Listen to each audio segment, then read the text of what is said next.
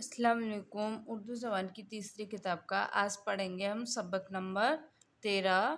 Part کا نام ہے دلیری۔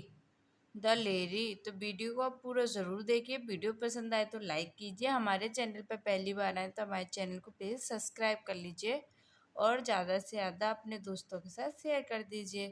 تو آئیے اب ہم پڑھنا شروع کرتے ہیں۔ بسم اللہ الرحمن الرحیم۔ نمبر 1، جس وقت کوئی دشواری یا خطرہ پیش آئے، جس وقت کوئی دشواری یا خطرہ پیش آئے تو آئے یا آفت و مصیبت کا سامنا ہو، اگر انسان اس وقت اپنی ذات پر بھروسہ کر کے اور اپنی رائے اور تدبیر سے ان خطروں اور آفتوں کے دفع کرنے پر آمادہ ہو تو اس خصلت کو دلیری کہتے ہیں۔ آفت و مصیبت آئے، مصیبت کا سامنا ہو، اگر انسان اس وقت اپنی ذات پر بھروسہ کر کے اور اپنی رائے اور تدبیر سے ان خطروں اور آفتوں کے دفع کرنے پر آمادہ ہو تو اس خصلت کو دلیری کہتے ہیں۔ نمبر 2، دلیری سے ثابت قدمی اور استقبال پیدا ہوتا ہے۔ دلیری سے ثابت قدمی اور استقبال پیدا ہوتا ہے۔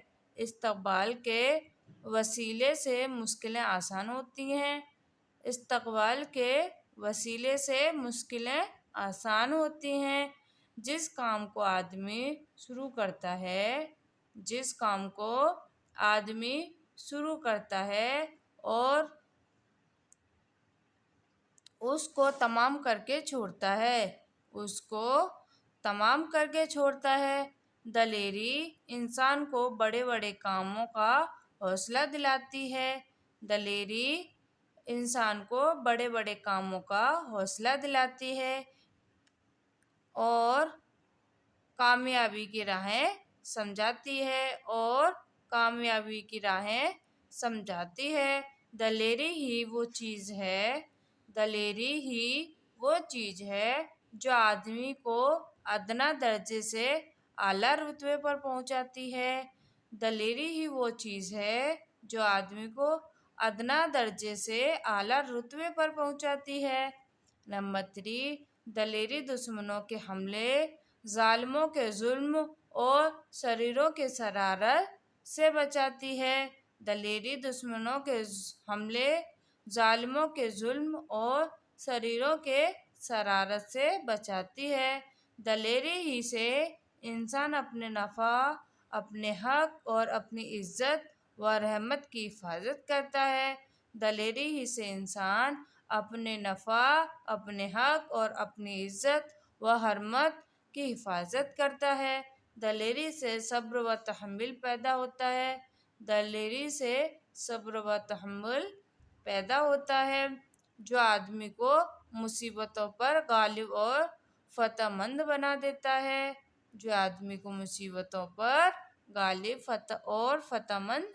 دیتا ہے۔ نمبر 4، شاید تم نے دیکھا ہوگا کہ انجن کے نیچے آگ جلاتے ہیں جس سے بھاپ بنتی ہے۔ بھاپ کی روک تھام سے باقاعدہ حرکت پیدا ہوتی ہے۔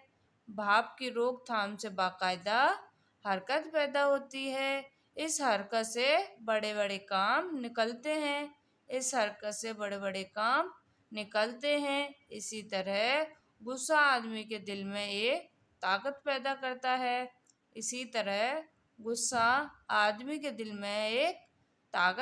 کرتا ہے۔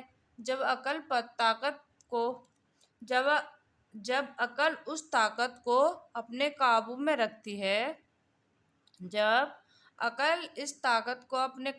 رکھتی ہے تو آدمی سے دلیری کی خصلت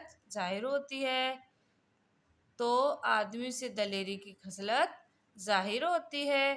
نمبر 5، جب غصہ حد سے زیادہ بڑھتا ہے تو عقل سلامت نہیں رہتی۔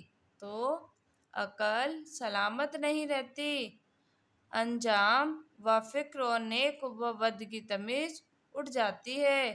انجام کا فکر اور نیک و بد کی تمیز اٹھ جاتی ہے۔ اس جوش میں وہ ایسی نامعقول حرکتیں کر بیٹھتا ہے کہ غصہ فروغ ہونے کے بعد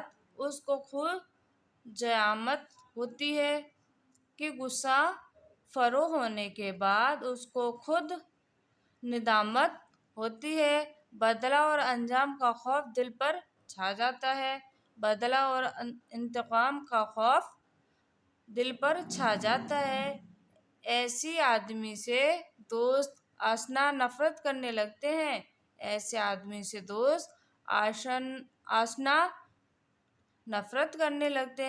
دشمن اس پر بےہودگی پر ہنستے اور خوش ہوتے ہیں۔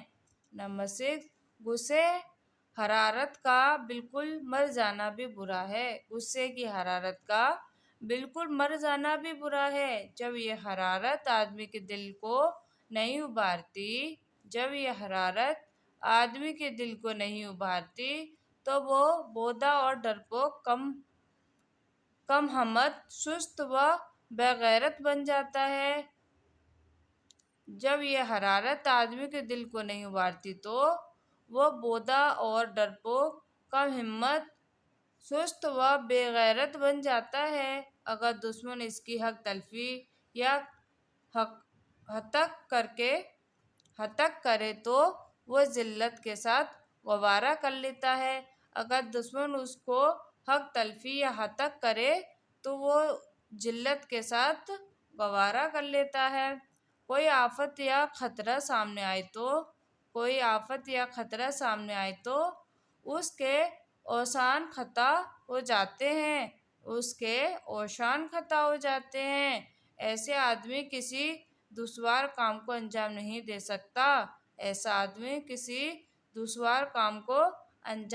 دے سکتا۔ اس لیے انسانیت کی تمام خوبیوں سے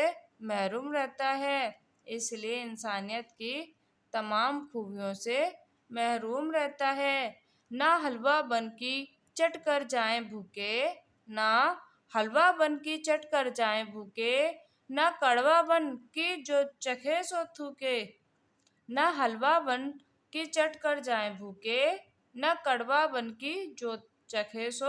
تھوکے۔